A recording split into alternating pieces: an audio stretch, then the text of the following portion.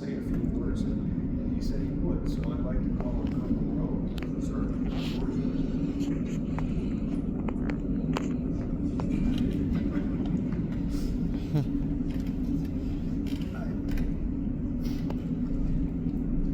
when I told the chaplain that I wanted to say a few words, I wasn't at this point. So now I don't know if I would still want to say a few words, but I first would like to thank the leadership that turned out here today.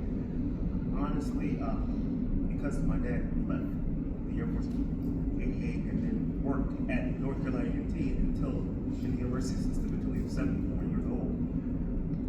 Coming back to the academy, I was quite frankly, I used to kind of tell him, hey Dad, you know, maybe I'll find a place close to home, maybe have a community here.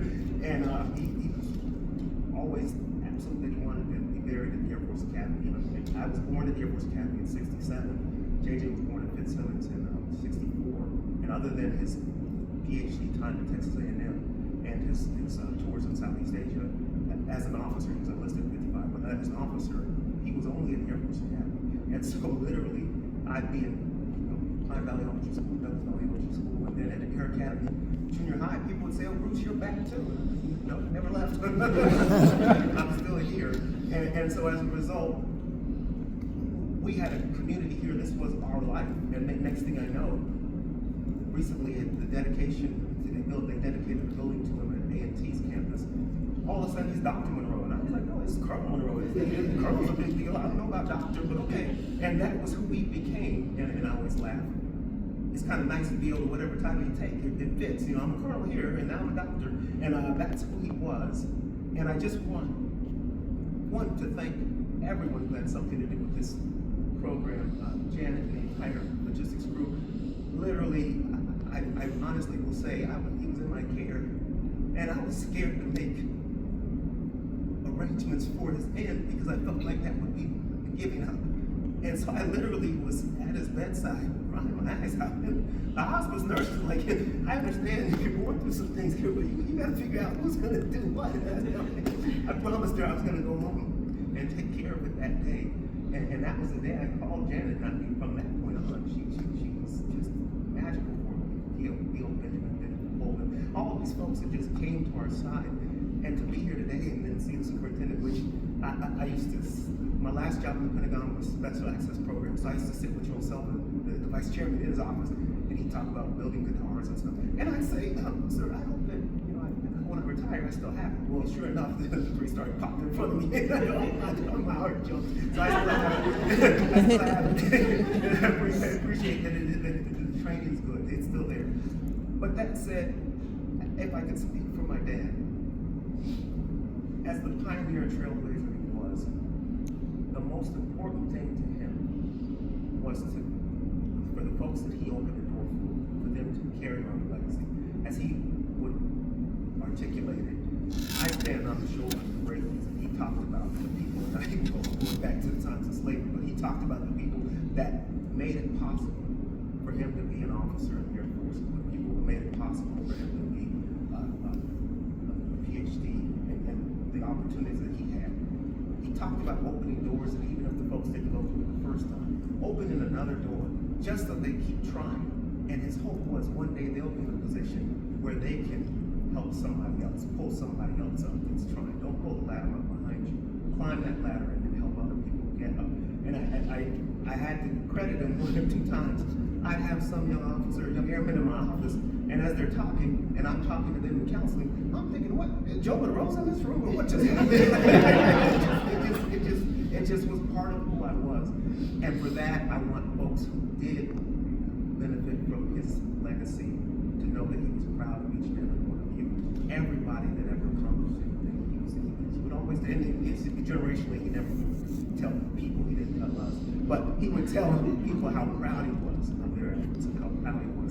And he would tell me, and I'd say, I think sometimes you ought to just pick up the phone and call them and say, hey, I'm really proud of what you did. He said, yeah, you know, I'll get around to it. that didn't necessarily happen, but he was so proud of the people that he helped and that they benefited and could pass it forward.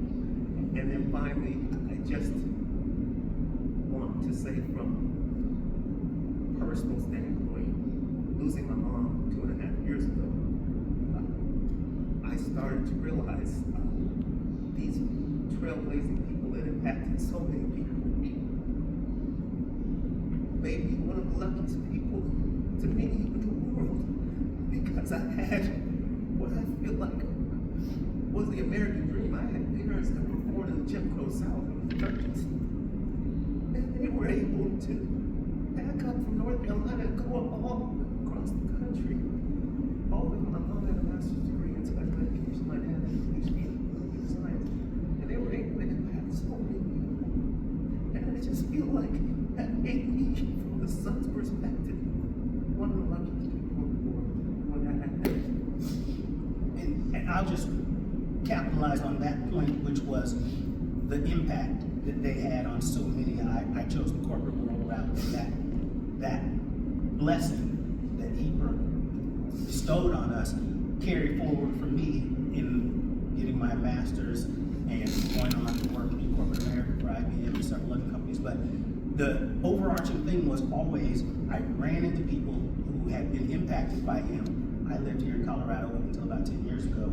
I always ran into people who were impacted by his legacy and my mom's legacy, especially. We went to school with, she taught in their academy district, and we went to school with so many people who she taught reading. Oh, your mom was Sally Monroe, yes, yes. And people who went to the academy and worked at the academy that knew them, and the impact was just unbelievable. So when this all occurred and we put it out to the atmosphere that he had passed, I mean, the outpouring of support and love from so many people, and I just can't.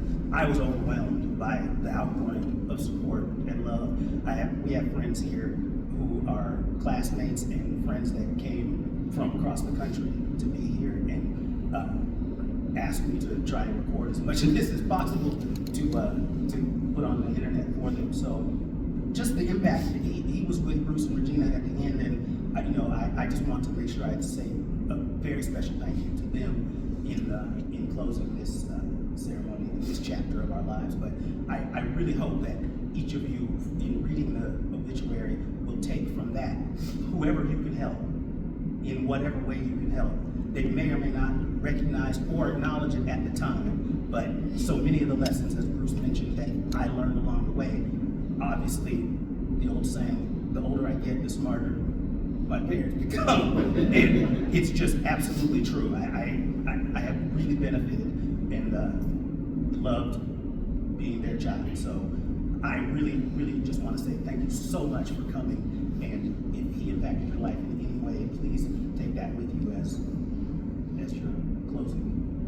So.